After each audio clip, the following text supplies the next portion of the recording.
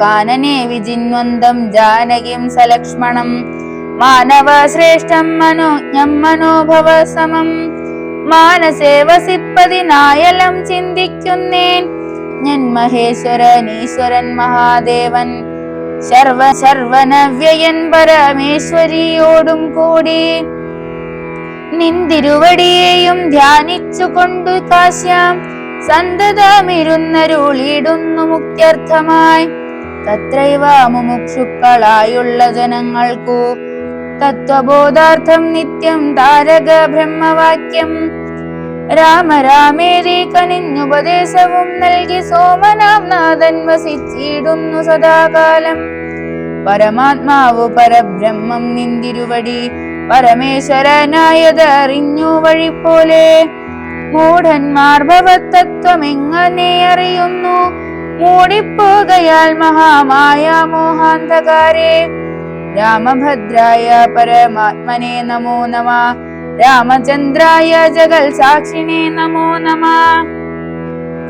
പാഹി മാം ജഗന്നാഥ പരമാനന്ദരൂപ പാഹി സൗമിത്രി സേവ്യ പാഹി മാം ദയാനിധേ. നിൻമഹാമായ ദേവി എന്നെ മോഹിപ്പിച്ചിടായിക അംബുജ വിലോചന സന്തതം നമസ്കാരം. ഇത്തമർത്ഥിച്ചു ഭക്ത്യാ സ്തുതിച്ച ഗന്ധർവനോടു ഉത്തമ പുരുഷനാം ദേവനും അരുൾ ചെയ്തു. സന്തുഷ്ടനായേൻ തവ സ്തുത്യ നിശ്ചല ഭക്ത്യാ ഗന്ധർവ ശ്രേഷ്ഠ ഭവാൻ മൽപദം പ്രാപിച്ചാലും സ്ഥാനം മേ സനാതനം യോഗീന്ദ്രഗമ്യം പരം ആനന്ദം പ്രാപിക്ക നീ മൽപ്രസാദത്താലടോ.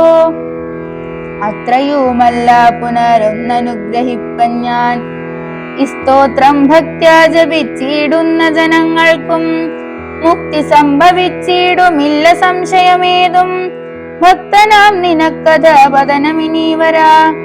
ഇങ്ങനെ വരം വാങ്ങിക്കൊണ്ടു ഗന്ധർവ ശ്രേഷ്ഠൻ മംഗളം വരുവാനായി തൊഴുതു ചൊല്ലിയിടിനാൻ.